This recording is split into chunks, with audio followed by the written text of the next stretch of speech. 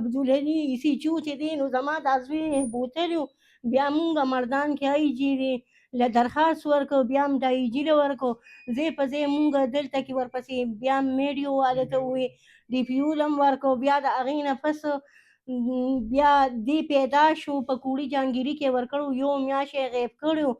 نو زما دا او بیا دا عبدالولي سیچو زما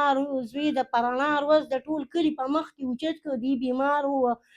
بیا د هغې نه پس دی ماسخوتن راغلي دي، زما په کور یې بغیر لیډیز چاپه لګولې ده او زما د کور نه یې ټول د جهیز سامان پرجو، زما د لوریانو پرجو، مونکر یې اے سی وه،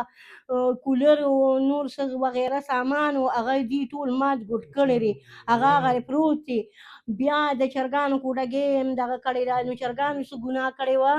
هغې هغه چرګان هم بوتلې، هغې له هغه کور هم روان کړو. بیا د هغې نه پس چې دی نو بکسونه یې ټول راوویشتل، هغې کې پیسې کالي هر څه پراته وو، هغه دې ټول واخیستل، سره د دې چې مونږ له د عمرې نه زما یو بچنګۍ تللې وه، هغې کړې راوړې وې، تر هغې پورې ګړۍ کړۍ بنګړي هر څه دي د شپې شپې وړي دي. زما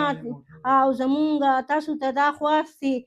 زمونږ مشرانو کشرانو ټولو ته دا خواست دی چې ما سره انصاف وشي. زمونږ کور کې یو ګاډی و، هغې بوتلې دي، یو چینچي و، هغې بوتلې ده، 2 موټر سایکلې دي، هغې وړي دي، او سره د دې چې زمونږ د کوڅې ګیټ یې هم وړی دی، د جینکو زمونږ د کور نه یې موبایل هر یو څیز وړی دی،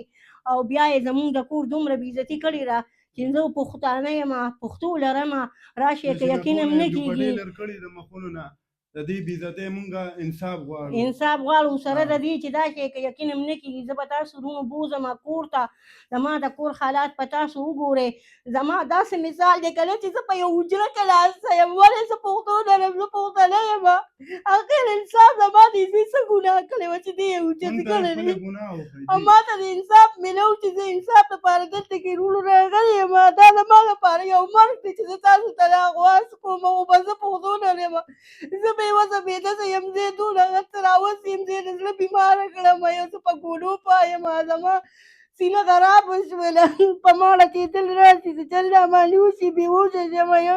ماشومان بچي راته ژاړي کوالي، اخر د انصاف دی. او زما د کور د کوڅې ګېټ یې وړی دی، زه دقه شان د الله په اسره ناست یم، او زما بچي ټول بېروزګاره دي. زما اویس نوم دی، د پړانګو ماجوکي اوسېدونکی یم، زه د شریف ګل زوی یم، زما اویس نوم دی. پړانګو ایسیچورې عبدالعلي اوربې ګبر، هغه زه اوچت کړی ومه، د پیر ورځ وه، او چې کوم دی مازدیګری ټیم و، د سهار نه راغلي وو، ما ته کوڅو کې تاوېدلی، د پړانګو تاڼۍ پولیسو ورسره په سیول کپړو کې او ورسره عبدالعلي ایسیچو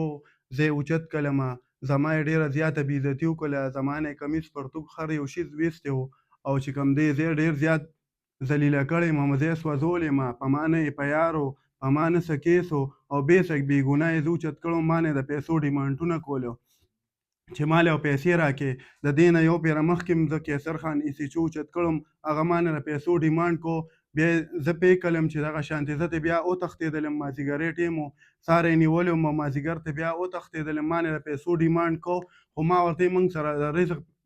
درک نه لګي، نو تا له موږ پیسې سره درکړو، 4 लाख روپۍ ډیمانډ یې ما نه کو، زه ترې بیا سره رات کړو وتښتېدم. بیا چې کوم دی زموږ مشرانو بیا زه ورکړلم چې دته به هېڅ څه نه وایو، بس تاسو چې ډي پي او صاحب راشي یا آی جي صاحب راشي تپوس د ده نه کوي، نو ورته وایي چې دی د خپلې یارې تښتېدلی و، هغه بیان هم بیا ما بدل کړو، هغه ما ته وایي چې بیان ځکه بدل کړه چې زه به بیا که زه سسپینډ هم شم، که هر څه شم، بل ایسیچو باندې به زه ته اوچتوم، خو تا به زه بدناموم. جی د پړانګو عبدالولي ایسیچو ونیولم، یو شپه یو ورځ یې ریمانډ راکړو، بیا چې کوم دی بویه تلم سړېرو تاڼې ته، او هلته مسعود خان ایسیچو له ورکړلم، هغه سره به کوارټر کې هم شپه ورځ اتکړی به راته وي، او چې کوم دی هغه به ورته ویي چې کوم دی ما له به ریکوري راکړې، او ریکوري به راکوي، داسې نه پرېږدم. نو ما ورته ویي چې زه څه ریکوري درکړم، په ما دي څه چې تاسو ما نه ریکوري غواړئ. وایي دغه شان ستا خور نوکره وي، هغې ته ووایه چې موږ له 2.5 لکه روپۍ راکړي، نو زه به تا شو کړم، دا به زه تا شو کړم په دې پیسو باندې، داسې دی نه شو کوم. دې نه پس جي زه بیا مرزا صاحب او یو د ایسیچو ګنر او یو د هغه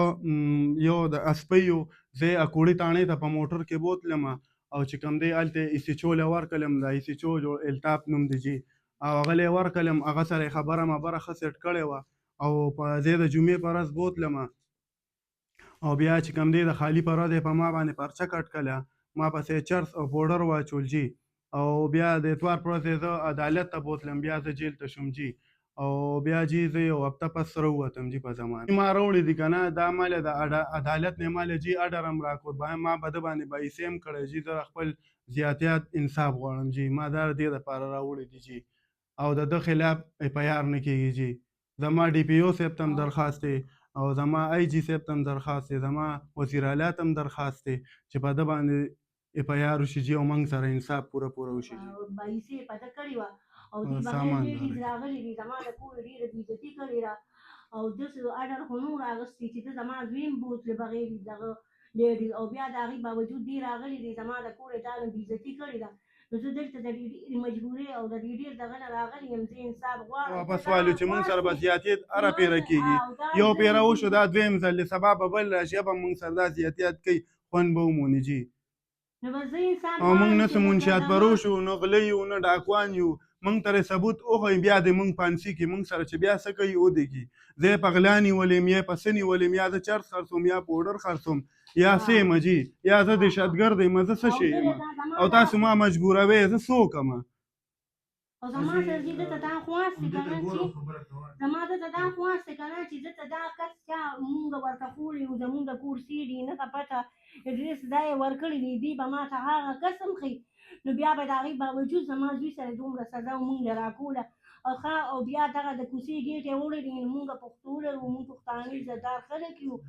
نو بس د دې نه به بیا تا مونږ مړه کړو، نو بس ښه خبره وه. خو لکه دا زمونږ دپاره یو مرګ دی که نه، چې لکه تاسو زمونږ د کوڅې ګیټ وړی دی او تا مونږ په حجره کې پاتې کړي وو. او البته یې لا دا هم وایي چې ستاسو کور نه به زه چوکۍ جوړوم او دا به زه سرکاري کوم.